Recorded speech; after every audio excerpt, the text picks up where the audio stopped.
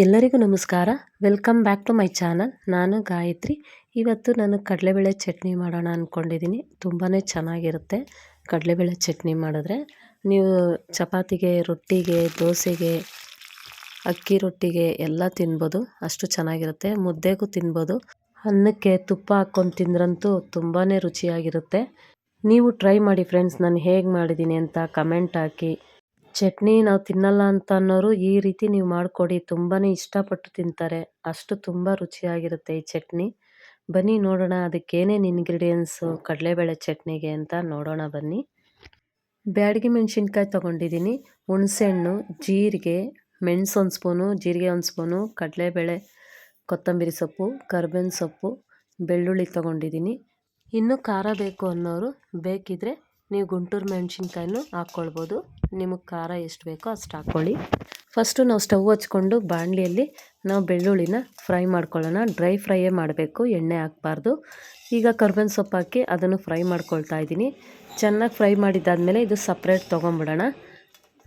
ಕಡಲೆಬೇಳೆ ಜೊತೆ ನಾವು ಬೆಳ್ಳುಳ್ಳಿನ ಫ್ರೈ ಮಾಡಿಕೊಂಡ್ರೆ ಕ್ಲೀನಾಗಿ ಆಗೋಲ್ಲ ಫ್ರೈ, ಅದಕ್ಕೋಸ್ಕರ ಸಪ್ರೇಟ್ ಮಾಡ್ತಾಯಿರೋದು. ಕರ್ಬೇವಿನ ಸೊಪ್ಪು ಮತ್ತು ಬೆಳ್ಳುಳ್ಳಿನ ಸಪ್ರೇಟ್ ಫ್ರೈ ಮಾಡಿ ತೊಗೊಳ್ತಾ ಇದ್ದೀನಿ.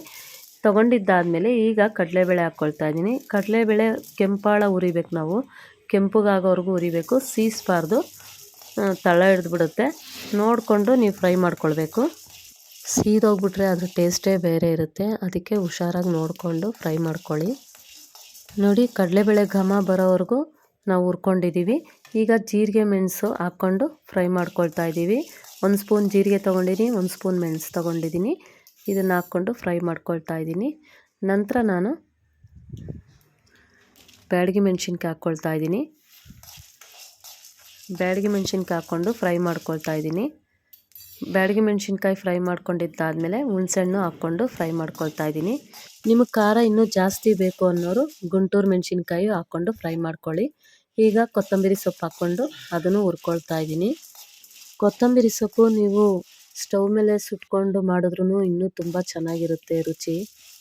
ಅದು ಒಂಥರ ಟೇಸ್ಟ್ ಕೊಡುತ್ತೆ, ಚೆನ್ನಾಗಿರುತ್ತೆ. ನೀವು ಆ ರೀತಿ ಬೇಕಾದರೂ ಸುಟ್ಕೊಳ್ಬೋದು ಕೊತ್ತಂಬರಿ ಸೊಪ್ಪನ್ನ. ಅದನ್ನು ಚೆನ್ನಾಗಿ ಹುರ್ಕೊಂಡು ಸ್ವಲ್ಪ ಚೆನ್ನಾಗಿ ಫ್ರೈ ಮಾಡ್ಕೊಳ್ಬೇಕು. ಫ್ರೈ ಮಾಡ್ಕೊಂಡಿದ್ದಾದಮೇಲೆ ಇದನ್ನು ಒಂದು ಪ್ಲೇಟ್ಗೆ ಹಾಕ್ಕೊಳ್ಳೋಣ. ಎಲ್ಲ ಆರಬೇಕು. ಇದೆಲ್ಲ ಆರಿದ್ದಾದಮೇಲೆ ನಾವು ಮಿಕ್ಸಿಗೆ ಹಾಕ್ಕೊಳ್ಬೇಕು. ಇದಕ್ಕೆ ತೆಂಗಿನಕಾಯಿನ ಆ್ಯಡ್ ಮಾಡ್ಕೊಳ್ತಾ ಇದ್ದೀನಿ. ಹಸಿ ತೆಂಗಿನಕಾಯಿ ಆ್ಯಡ್ ಮಾಡ್ಕೊಳ್ತಾ ಇದ್ದೀನಿ. ಹಸಿ ತೆಂಗಿನಕಾಯಿ ಆ್ಯಡ್ ಮಾಡಿಕೊಂಡು ರುಚಿಗೆ ತಕ್ಕಷ್ಟು ಉಪ್ಪು ಹಾಕ್ಕೊಳ್ತಾ ಇದ್ದೀನಿ. ರುಚಿಗೆ ತಕ್ಕಷ್ಟು ಉಪ್ಪು ಹಾಕ್ಕೊಂಡಿದ್ದಾದಮೇಲೆ ನೀರು ಹಾಕ್ಕೊಳ್ತೀನಿ. ನಿಮಗೆ ಎಷ್ಟು ಕ್ವಾಂಟಿಟಿ ಬೇಕೋ ಅಷ್ಟು ನೀರು ಹಾಕ್ಕೊಳ್ಳಿ. ಸ್ವಲ್ಪ ತೆಳ್ಳಗೆ ಬೇಕಂದರೆ ಒಂಚೂರು ನೀರು ಜಾಸ್ತಿ ಹಾಕ್ಕೊಳ್ಳಿ. ಗಟ್ಟಿಗಿರಬೇಕು ಅಂದರೆ ಸ್ವಲ್ಪ ನೀರು ಕಡಿಮೆ ಹಾಕ್ಕೊಳ್ಳಿ. ಚಟ್ನಿ ಸ್ವಲ್ಪ ತರ್ತರಿಯಾಗಿದ್ದರೆ ಸಾಕು, ಜಾಸ್ತಿ ಬೇಡ. ಆದಷ್ಟು ನೋಡಿಕೊಂಡು ರುಬ್ಕೊಳ್ಳಿ. ತರ್ತರಿಯಾಗಿದ್ರೇ ಚೆನ್ನಾಗಿರೋದು ಚಟ್ನಿ ಇದು.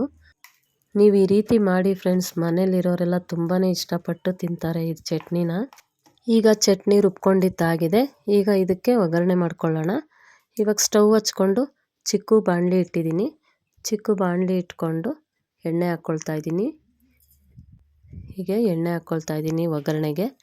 ಎಣ್ಣೆ ಹಾಕ್ಕೊಂಡಿದ್ದಾದಮೇಲೆ 1 ಟೀ ಸ್ಪೂನ್ ಸಾಸಿವೆ ಹಾಕ್ಕೊಳ್ತಾ ಇದ್ದೀನಿ.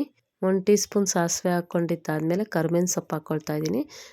ಈಗ ಚಟ್ನಿಗೆ ಈ ಒಗ್ಗರಣೆನ ಮಿಕ್ಸ್ ಮಾಡ್ಕೊಳ್ಳೋಣ. ನೋಡಿ, ರೆಡಿಯಾಗಿದೆ ಕಡಲೆಬೇಳೆ ಚಟ್ನಿ.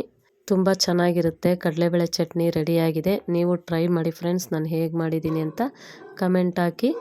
ನನ್ನ ವಿಡಿಯೋ ಇಷ್ಟ ಆದರೆ ಲೈಕ್ ಮಾಡಿ, ಕಮೆಂಟ್ ಮಾಡಿ, ಶೇರ್ ಮಾಡಿ ಫ್ರೆಂಡ್ಸ್. ಮತ್ತು ಸಬ್ಸ್ಕ್ರೈಬ್ ಮಾಡ್ಕೊಂಡು ನೋಡಿ.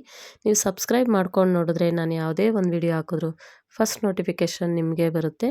ಹೀಗೆ ಸಪೋರ್ಟ್ ಮಾಡ್ತಾಯಿರಿ. Thank you friends.